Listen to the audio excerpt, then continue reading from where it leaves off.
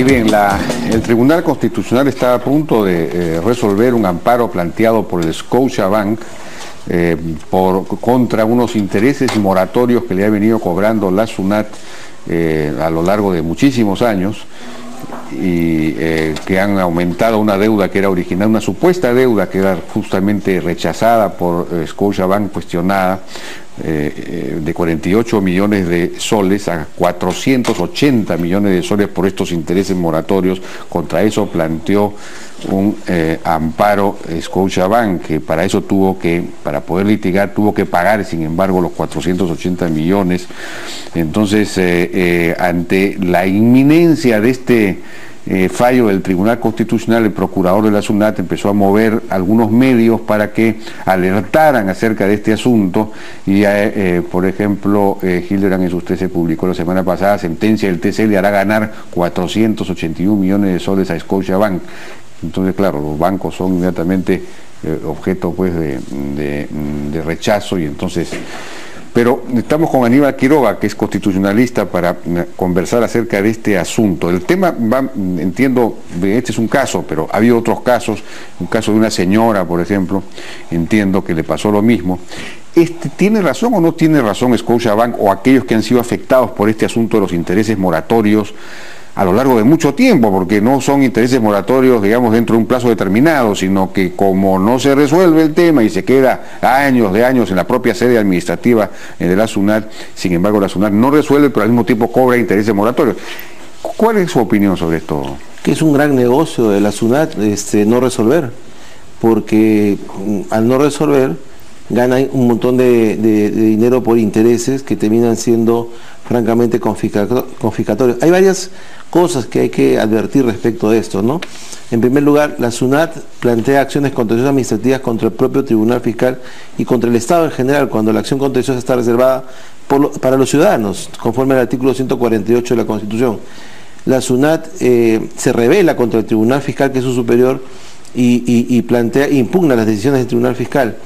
La SUNAT plantea amparos, cuando la propia ley de amparo desde el año 1982 dice que no procede el amparo del Estado contra el Estado. O sea, la SUNAT, que es el Estado, litiga contra el Poder Judicial, y así sucesivamente. En este caso, como en otros casos, lo que ha ocurrido es que la demora de 14 años o 15 años o 20 años para determinar finalmente el derecho que corresponda hace que se capitalizan intereses, que los intereses terminan inflándose de manera abrumadora. En el caso que tú citas son 48 millones, termina siendo 480 millones, y claro, cuando uno quiere reclamar respecto de eso y quiere dar una garantía, le dicen que no. Entonces la garantía es pagar el 100%, cuando pide la devolución, dicen no, el banco va a ganar o la empresa va a ganar. Ya el año pasado, en mayo, en el caso Medina de Vaca, el Tribunal Constitucional dijo, en un precedente importante, que esto era absolutamente ilegal y que no se podía hacer. Y que fuera de los plazos legales, la SUNAT no tiene, en general, el sistema tributario no tiene derecho a cobrarle al contribuyente, sea persona natural o persona jurídica, intereses moratorios por su propia demora. Es decir, el propio error, el propio fracaso del sistema tributario, el propio fracaso del sistema administrativo no puede ser un aliciente perverso para generar dinero por eso. O sea, si yo soy una entidad que vendo bienes y cobro por eso, ¿no es cierto?, tengo una ganancia legítima. Si yo soy un banco que presto dinero, tengo una ganancia legítima por el tiempo del préstamo. Pero en este caso la ganancia es demorarme. Claro, digamos, tendría derecho la SUNAT a cobrar intereses moratorios por el plazo determinado, el plazo legal.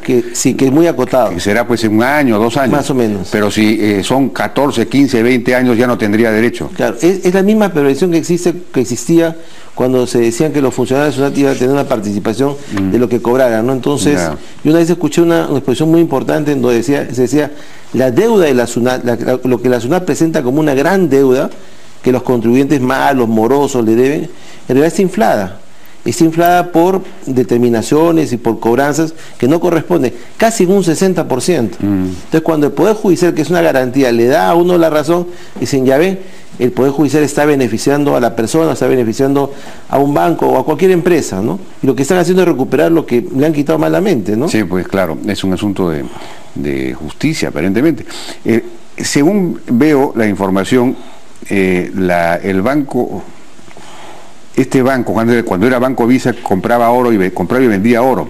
La compra y venta de oro estaba grabada con IGB, y entonces el Banco Vice planteó un crédito fiscal que fue rechazado por la SUNAT, y entonces el Banco Vice apeló. Lo que ocurrió ahí es que los vendedores de oros, algunos de ellos fueron fiscalizados.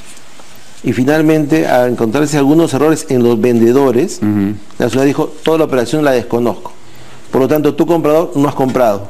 Y ese crédito que has utilizado lo has mal utilizado. Y por lo tanto te pongo una sanción. Claro. Y esa sanción se va multiplicando. El otro tema de perversión es la filtración que se da en el Tribunal Constitucional de votos o de resoluciones que están formándose. Esto no es un tema nuevo. Esto ya ocurrió en el mismo medio de comunicación. Hay corrupción en el Tribunal Constitucional. Yo creo que por lo menos hay una falta de ética impresionante, ¿no? Ya ocurrió en el caso de la UPC y la Universidad del Norte, en donde una magistrada pierde la votación y lo que hace es filtrar los votos. E inclusive filtra su voto en donde insulta a los magistrados que tienen la posición mayoritaria, y por eso fue denunciada inicialmente por alguno de ellos, y luego la denuncia se retiró porque cambió su voto y pidió disculpas.